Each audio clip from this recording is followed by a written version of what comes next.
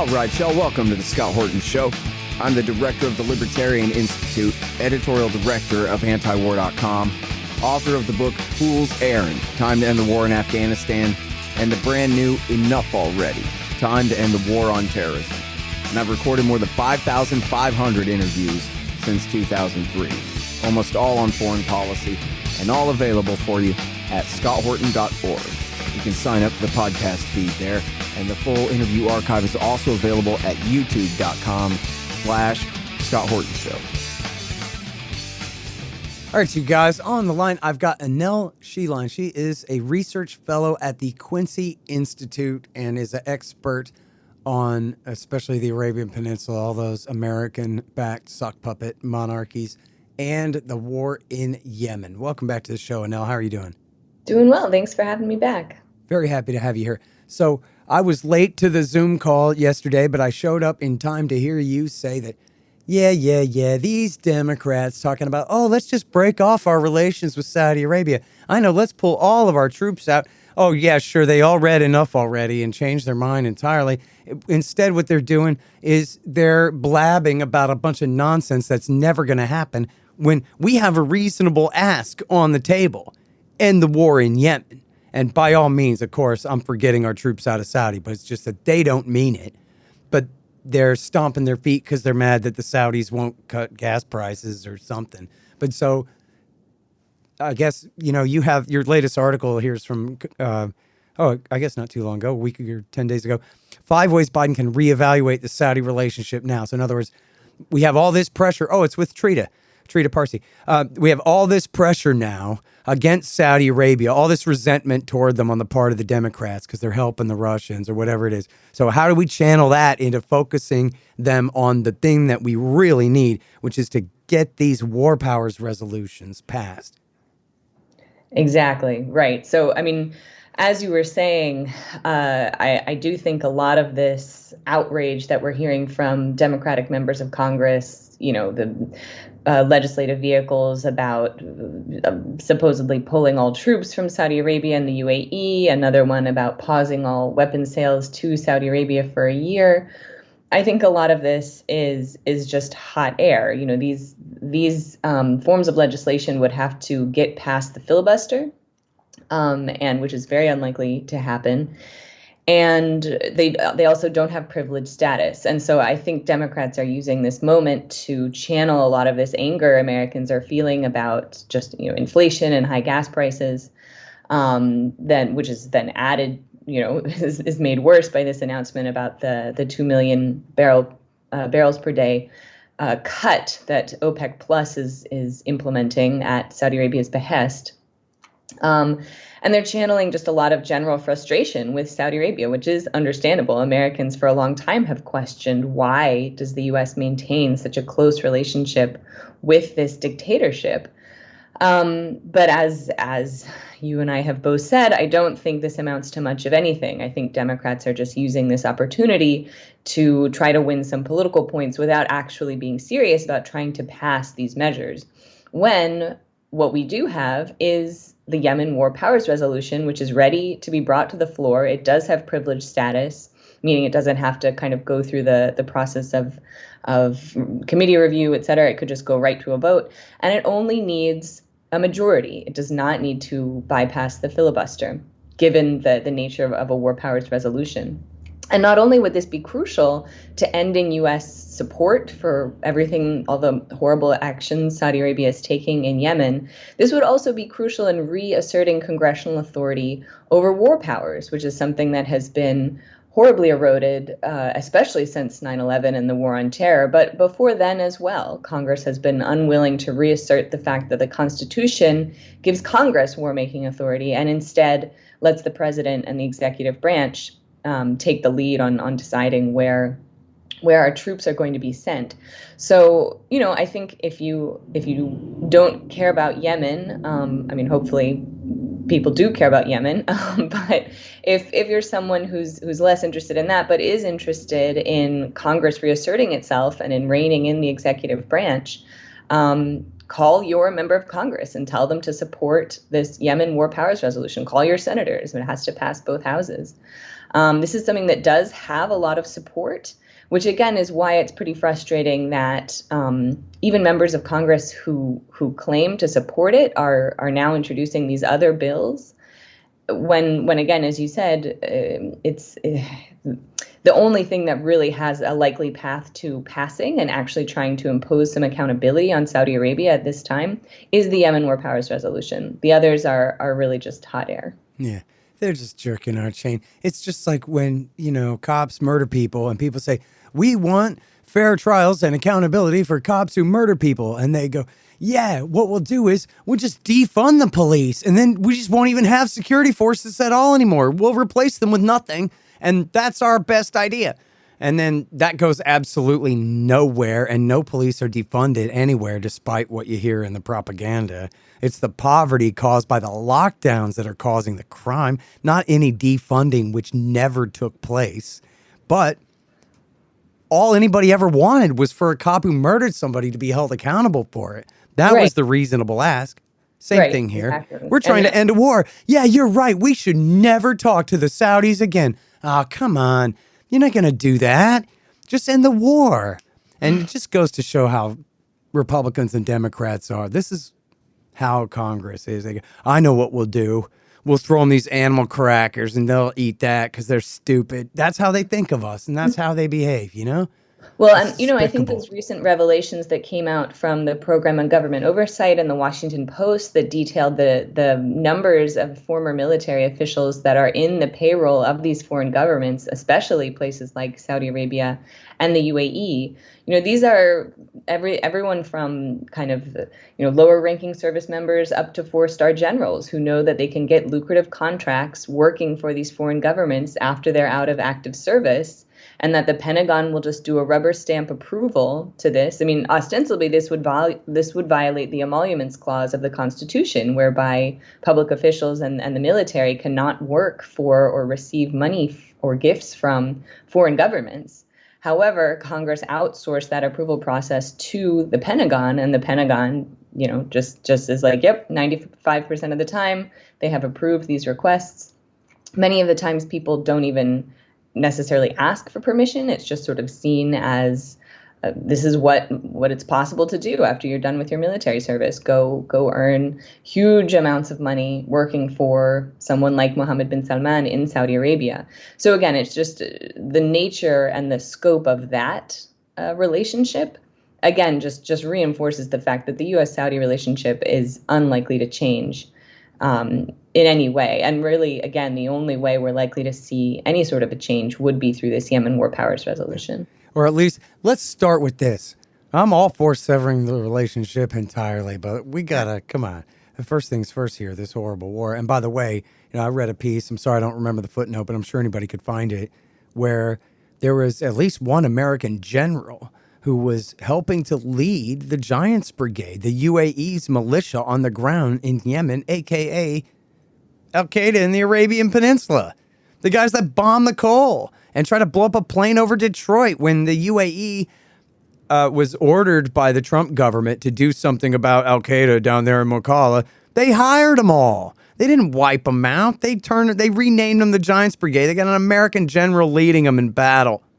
Well, from behind, I'm sure, as is our way here, America's way here. But yeah, I mean, this stuff is completely out of control. But so now, well, on the politics, real quick, it's HJ Res 87 and it's SJ Res 56 in the House and in the Senate. They are active war powers resolutions right now that would make it not just unconstitutional, which it is, but illegal right now to continue to support Saudi and UAE in this war.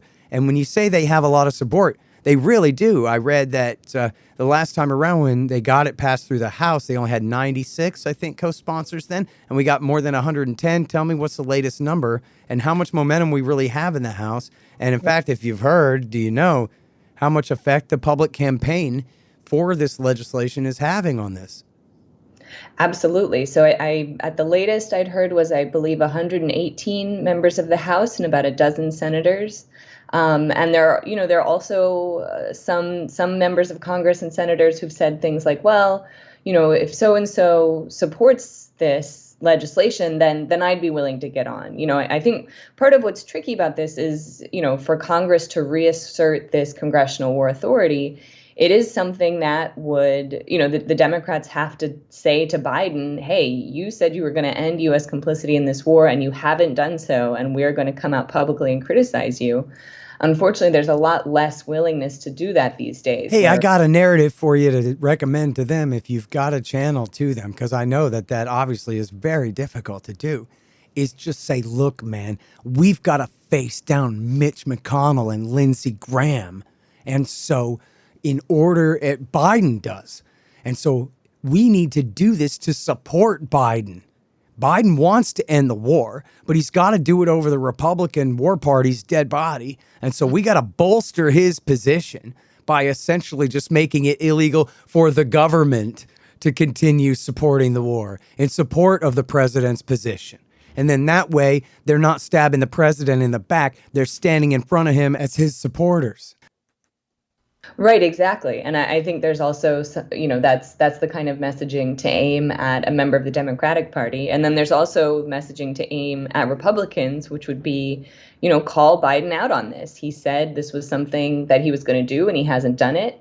And now, we saw him go to Saudi Arabia and humble himself, do the infamous fist bump, begging for MBS to increase production. And instead, now he turns around and decreases production of oil, and at a time when Americans are already really suffering. So this is a way, from a Republican standpoint, to hold Biden accountable for this failure to end the war in Yemen, as he'd promised to do, and for his just really ill-advised policy towards Saudi Arabia, that he'd come in saying he was going to hold them accountable.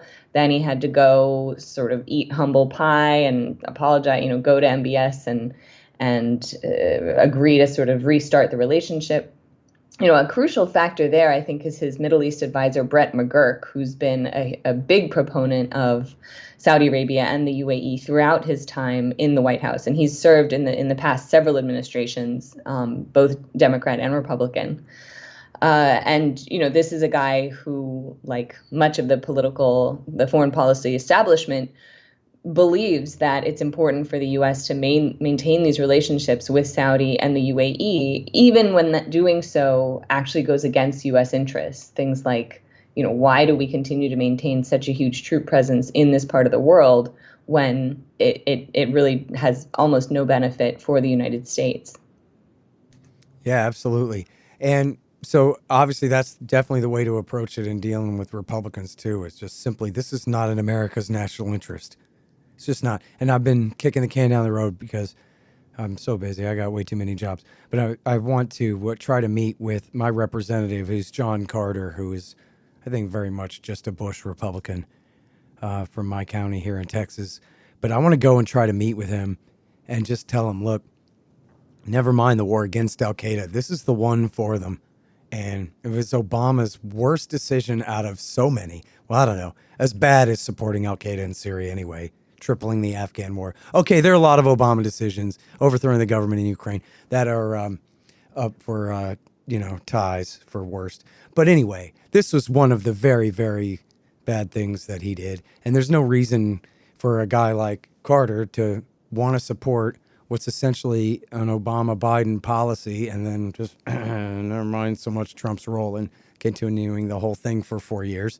But it's certainly nothing that any America First, proud American, patriotic, conservative Republican should have to stand behind. What do you mean we're backing the guys that tried to blow up the plane over Detroit on Christmas Day 2009? That doesn't sound right. Right, exactly. And I think there's just sort of a misperception about what's happening in Yemen. There's this notion that, like, well, we have to support the Saudis against Iran.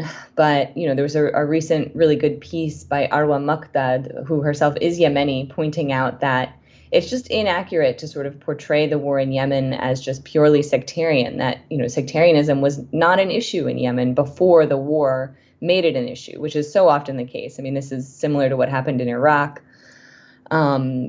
Just often conflict tends to exacerbate existing divisions that previously were not salient, and now suddenly they start to matter a whole lot more. So I'm thinking about Yemen.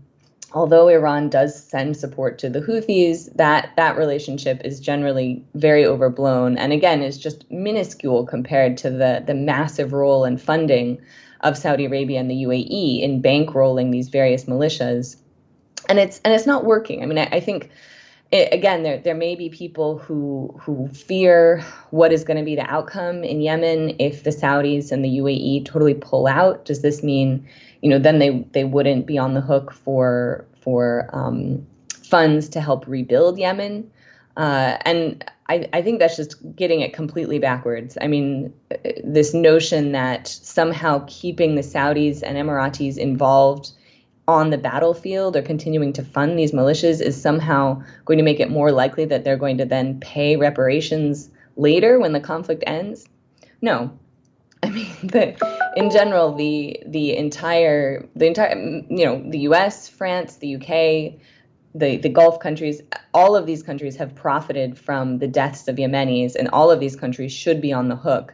But that's a question to figure out once the bombs have stopped falling and once the blockade is lifted. And so right now, I think the most important thing, and the thing that Americans can actually do something about, is to call your member of Congress, tell them to support a Yemen War Powers Act. This will end U.S. support for what the Saudis and UAE are doing in Yemen, and this would return control of the conflict to Yemenis. Well, folks, sad to say, they lied us into war. All of them. World War I, World War II, Korea, Vietnam, Iraq War I, Serbia, Afghanistan, Iraq War II, Libya, Syria, Yemen, all of them. But now you can get the ebook, All the War Lies, by me for free. Just sign up for the email list at the bottom of the page at scotthorton.org or go to scotthorton.org/subscribe. Get All the War Lies by me for free. And then you'll never have to believe them again. Hey, y'all. The audiobook of my book, Enough Already, Time to End the War on Terrorism, is finally done. Yes, of course, read by me. It's available at Audible, Amazon, Apple Books, and soon on Google Play and whatever other options there are out there. It's my history of America's war on terrorism from 1979 through today. Give it a listen and see if you agree. It's time to just come home. Enough Already. Time to End the War on Terrorism. The audiobook. Hey guys, I've had a lot of great webmasters over the years, but the team at expanddesigns.com have by far been the most competent and reliable. Harley Abbott and his team have made great sites for the show and the Institute, and they keep them running well, suggesting and making improvements all along. Make a deal with expanddesigns.com for your new business or news site. They will take care of you. Use the promo code SCOTT and save $500. That's expanddesigns.com. Man, I wish I was in school so I could drop out and sign up for Tom Woods' Liberty Classroom instead. Tom has done such a great job on putting together a classical curriculum for everyone from junior high schoolers on up through the postgraduate level. And it's all very reasonably priced. Just make sure you click through from the link in the right margin at scotthorton.org. Tom Woods' Liberty Classroom. Real history, real economics, real education. So people can go to 833stopwar.com, 833stopwar.com, and then, of course, that's the phone number. But you go to that website. It's a simple little page, has some bullet points on the war, has some talking points for dealing with Republicans, dealing with Democrats, even suggested praise for congressmen and senators who are already co-sponsoring the legislation to tell them how important it is to you and you wish they'd be even louder about it, etc. And then that's the number you call. They direct you to both your senators and then to your congressman. Just type in your zip code and the robot takes care of it. You don't have to, nobody tries to convert you to their religion or any conflict of interest on the way to do it. It's just a direct connection.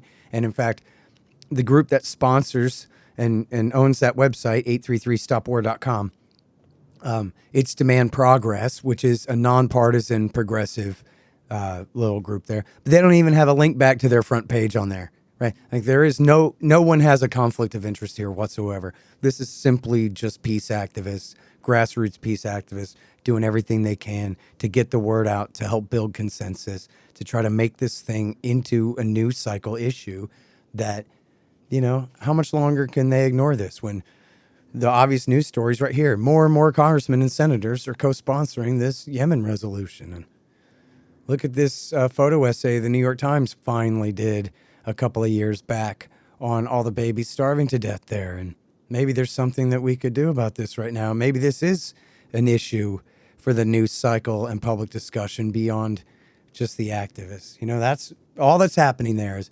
regular folks like us trying to push this into an important enough issue to make it pass. And you know what? Like, a lot of these congressmen and senators really do deserve credit because there's no real incentive for them to do this other than they really want to. There's no Yemen lobby in America that's going to make sure and protect them from now on or anything like that. No real political interest. They can all easily be demonized as somehow serving the Ayatollah or whatever if the FDD wants to go after them, But they're willing to do this essentially when no TV star is demanding it. And that's a pretty big deal. To me, that's, even some of the, I won't name names, but some people who are really bad on a lot of things are good on this. So what the hell? Now, can you please help us understand the current situation there? Because I heard you give a great briefing about how the situation stands. And I talked to my buddy Nasser Arabi, a reporter out of Sana'a, who I've been talking to the whole war long. And he's really optimistic. He's like, yeah, look, the ceasefire expired, but there's still no fighting. And my info is about a week out of date here, but he's saying everybody wants the war to end now. And the Houthis' demands are completely reasonable demands. It's not like they're all of a sudden demanding the moon and, poison pills for the negotiations or anything like that. That all they're saying is lift the blockade and open things up more, return us closer to normalcy sooner than later. And but even still, the negotiations are ongoing, this kind of thing. So I was wondering if you can keep us up to date there on where the negotiations are. Can we get an official ceasefire again? Do we need one? What's the state of all of that? And for that matter, what's the state of the siege on the ground and then opening up of the highways? And I guess the Houthis are laying siege to some former government-controlled city somewhere or something. I don't know. So go ahead. Yeah, so I think one thing for people to keep in mind, part of in my analysis, part of why we even got to a truce did have to do with the fact that we saw Representatives Jayapal and DeFazio announce that they were going to introduce a Yemen War Powers resolution, and this is part of the pressure that then contributed to the Saudis being. Is that right? Oh yeah, this was introduced. Or they published this article earlier in the year. There were efforts to perhaps introduce the Yemen War Powers resolution in the spring. Didn't happen yet, in part because I think the Saudis realized that they would be in the very embarrassing situation of losing the ability to fly their own aircraft without U.S. military support. And so they agreed to take part in this truce. And, I think, unfortunately, the truce eventually did fall apart because we weren't seeing it working for people. I mean, it was working to the extent that there were minor violations. Aid was able to get in. The economy was starting to move forward. You did have flights coming in and out of Sana'a, the capital of Yemen. You did have fuel and other goods coming in through the port of Hodeidah, which is controlled by the Houthis. So the blockade was loosened, but it was not lifted. And as you said, this is one of the demands of the Houthis, that the blockade must be fully lifted. In terms of the siege of Taiz, the Houthis do continue to besiege this city. It's been closed for years. The roads remain closed. There is dire humanitarian need there, and the Houthis really do need to allow access to that city. But it's just become another bargaining chip, which again I think is true in general of the conflict. So the same way the Houthis are laying siege to Taiz, the Saudis and Emiratis and the U.S. continue to lay siege to the whole country of Yemen and not allow in just the free flow of goods and of people to be able to leave if they want to. One thing I did see, unfortunately, so as of yesterday, if you went to the the Facebook page of Yemen Airways, Yemenia, you could see they still had one flight going from Sana'a to Amman, Jordan, and today that flight is no longer operating. I don't know if it might become operational again. I certainly hope so. But it does seem that at least right now, flights in and out of Sana'a have stopped, which is unfortunate because I initially, after the truce ended, Hans Grunberg, the UN Special Representative, was pretty optimistic. He was saying, look, flights are continuing. We're still seeing fuel ships. The World Food Program just brought in a huge shipment of grain through Hodeidah. And so this is part of why there was still some optimism that even though the truce had expired, it seemed like both sides were still sort of willing to abide by some of the terms of the truce. And it does seem, unfortunately, that now some of that may be breaking down. And again, this is part of why it is so crucial that the U.S. maintain this pressure on Saudi Arabia in particular, also in the UAE, and pass this war powers resolution, because the Saudis cannot fight this war without U.S. support. And Mohammed bin Salman has staked his reputation on winning this war. Clearly, it's not going super well, but he's not going to be willing to pull out unless he's really forced to do so by the United States. Other things in terms of the demands from the Houthis. There's some of the disputes have to do with salaries. This is part of why starvation is so rampant in Yemen. Is not necessarily that there is no food at all. It's just that what food is available is so expensive, and almost no public sector salaries have been paid in years. And so the Houthis were trying to get the government of Yemen to pay for salaries. And this is an ongoing point of dispute of just who exactly is on the hook to pay these what at this point does amount to a lot of money to try to get people this money that they're owed. And again, I think the point here is that other countries that have profited from this war should be on the hook to help pay for all of the destruction that they have profited from. Yeah. And to do things like pay public sector salaries, which... And, I'm sorry, we're so short on time. I really got to go. But can you answer this?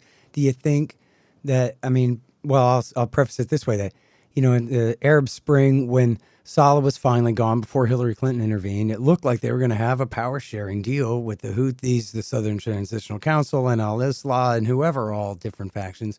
And then also when the Houthis and Saleh, allied together, took over the capital city there at the end of 2014 and beginning of 2015.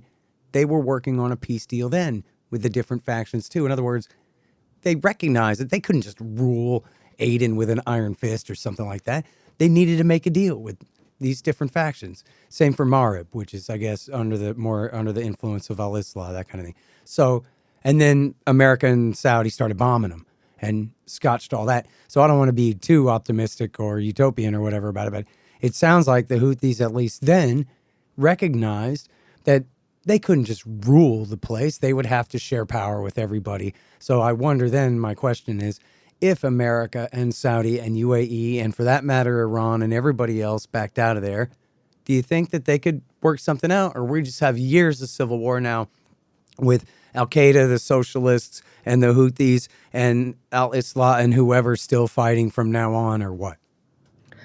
Unfortunately, as we know from civil wars, the longer wars go on, the longer they're likely to go on. Kind of as I was saying about sectarianism, some of these divisions that didn't used to be so salient are now suddenly becoming increasingly important. And so I do just worry that the longer the war drags on, the more society is going to fracture. And so while initially, as you said, the Houthis might have been willing or indicated their willingness to engage in a power sharing agreement, now just the degree of sort of partisanship and just the breakdown between different sort of essentially warlords that control various parts of Yemen, it is going to be very difficult to achieve an outcome in Yemen that just allows people to live in peace and live their lives. But, we need to trust Yemenis here. Like Yemen has always been there have always been sort of different identities and aspects of life in Yemen. It's a very diverse place, and Yemenis have managed themselves to manage their own affairs, successfully in the past. And I think the most important thing now is to return control of Yemen to the Yemenis so they can work out what power sharing is going to look like in their country and get away from all this foreign intervention, whether it's from Iran or the Saudis or the U.S. Yep. All right, listen, I'm sorry we got to go, but thank you so much for your time on the show. I really appreciate it. It's one of the most important issues in the whole world, of course, and you're great on it. So thank you very much. Thanks so much for all of your work on it, Scott. It's so important. All right, you guys, that is Annelle Sheline. She is research fellow at the Quincy Institute, and her last one is called 5 Ways Biden Can Reevaluate the Saudi Relationship Now. The Scott Horton Show, Anti-War Radio, can be heard on KPFK 90.7 FM in LA, APSradio.com, antiwar.com, scotthorton.org, and libertarianinstitute.org.